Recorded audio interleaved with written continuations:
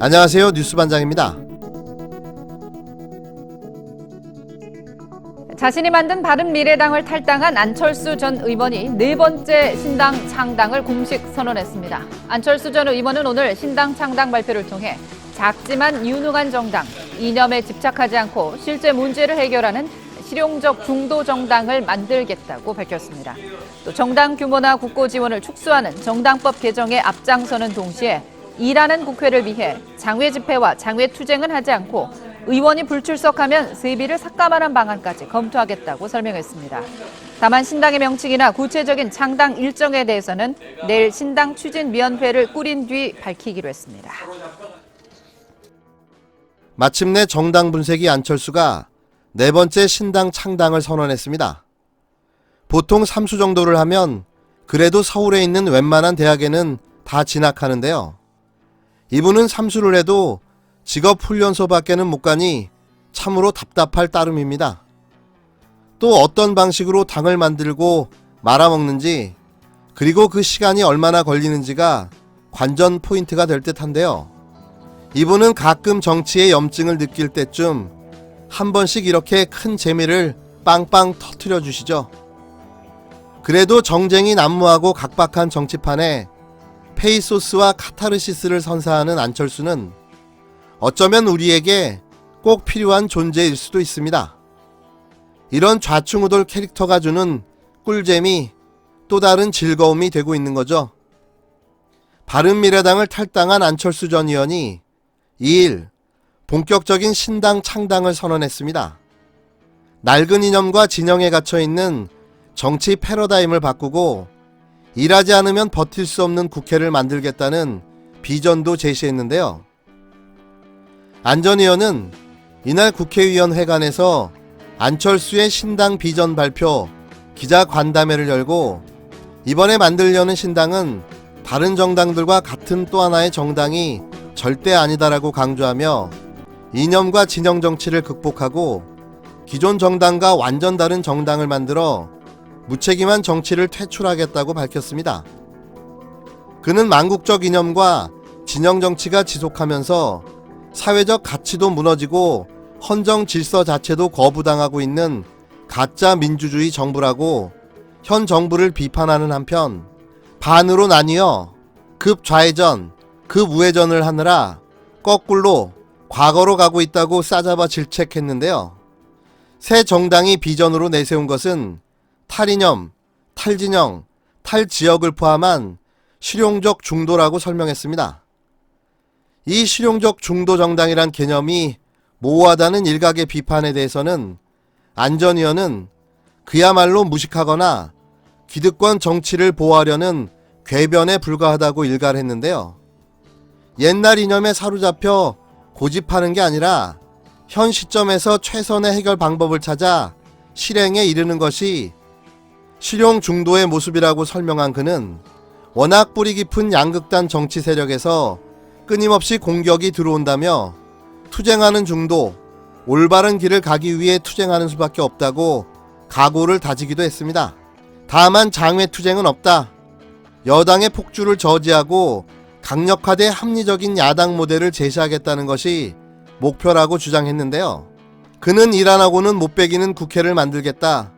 상임위 소위가 자동으로 개회할 수 있게 하고 출결 상황 실시간 공개, 결석 시 세비 삭감 등 페널티를 부과하겠다고 말했습니다.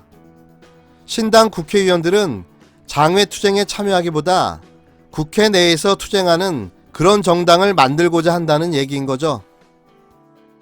또 하나만한 소리, 들으나 마나한 말을 했는데요. 안 전 의원이 주장한 내용들은 이미 다 존재하는 내용들입니다. 민주당도 정의당도 한 소리로 주장한 바가 있는데요. 단지 한국당의 반대로 입법이 번번이 무산되고 있는 거죠. 뭘 좀 알아보고 이야기하는 습관을 좀 가졌으면 합니다. 이날 기자간담회에는 여러 가지 놀라운 점이 있었는데요. 제가 가장 충격을 받았던 건 지금으로부터 5년 전 신당 창당을 발표할 때 했던 모호한 이야기를 현재 시점의 단어와 어휘력을 사용해서 반복하고 있었던 건데요. 정말 소름이 끼쳤습니다. 5년 전 했던 말을 그대로 반복하고 있었던 거죠. 이분이 이야기하는 새정치가 과연 존재는 하는 건가요? 정말 볼수록 신기반기하고 신박하며 놀라울 정도로 경박스럽게 이루 말할 수가 없습니다. 자신의 중도 정치 이념을 이해하지 못하면 다 무식하다고 말하는 안철수. 그렇다면 자신만 빼고 대한민국 국민들은 다 무식한 걸까요? 안철수는 놀라운 자신만의 세계에 사로잡혀 있는 듯합니다. 전 아무리 들어도 그가 말하는 중도를 이해하지 못하겠습니다. 조국 전 장관의 부인 정경심 교수 재판에서 검찰이 정 교수와 동생이 주고받은 문자 메시지를 공개했습니다. 돈을 많이 벌어서 강남에 건물을 사는 게 목표라는 내용인데 검찰은 이 문자에 범행 동기가 함축되어 있다고 설명했습니다. 조국 전 법무부 장관의 부인 정경심 동양대 교수 측이 법정에서 공개된 강남 건물 소유 목표 문자에 대해 범죄 혐의를 입증할 유죄의 증거가 될 수 없다는 입장을 밝혔습니다. 이어 설마 했는데 논두렁 시계 사태가 다시 벌어지고 있다며 검찰과 일부 언론이 정 교수를 도덕적으로 비난하고 망신을 주는데 여념이 없다고 비판했는데요. 논두렁 시계 논란은 노무현 전 대통령에 대한 검찰 수사 당시 수사 대상자 망신 주기를 상징하는 대표적인 표현입니다. 하지만 검찰 측은 수사 단계가 아닌 재판에서 유죄 증거를 내는 것은 당연하다는 입장인데요.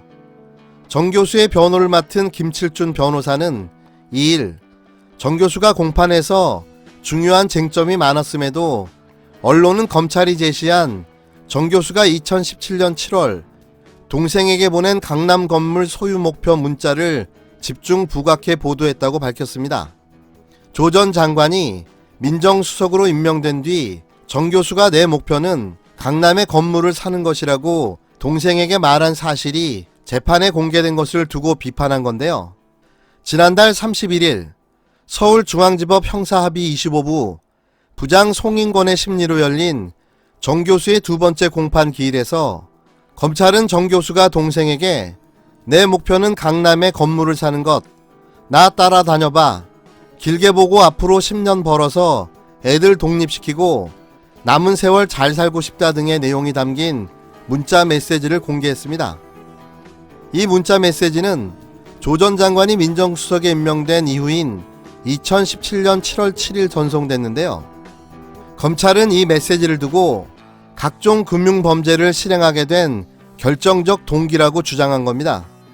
조 전 장관이 고위공직자에 임명돼 주식 백지 신탁 의무가 있는 상황임에도 이렇게 고수익을 추구하는 것이 범죄의 동기로 보인다는 건데요. 검찰의 이 황당한 주장에 할 말을 잃었습니다. 이게 결정적인 증거가 되나요? 검찰은 무슨 생각을 가지고 재판을 하고 있는 걸까요? 이에 대해 정 교수 측은 정 교수가 강북에 상속받은 건물과 대지가 있는 건물주였으며 다른 자산이 있다는 점을 들어 검찰의 주장을 반박했는데요.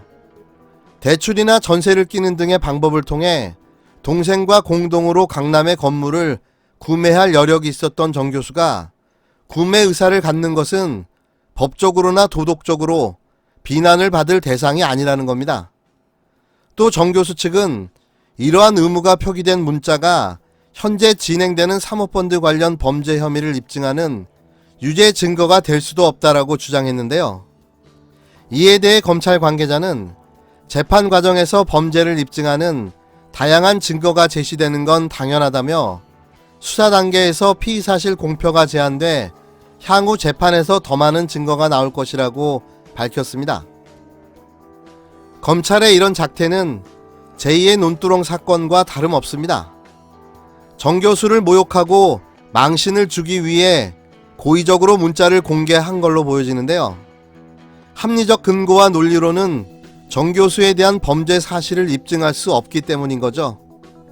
그래서 이렇게 말도 안 되는 내용을 언론에 연일 흘리며 여론전을 해대고 있는 건데요. 추악하다 못해 저급하기까지 한 윤석열 검찰의 모습에 개탄을 금할 수밖에 없습니다. 이런다고 자신들의 뜻대로 되지는 않을 텐데요. 분명히 이 사태가 모두 마무리된 후 반드시 직권남용과 무고죄를 물어 엄단에 처해야 할 것입니다.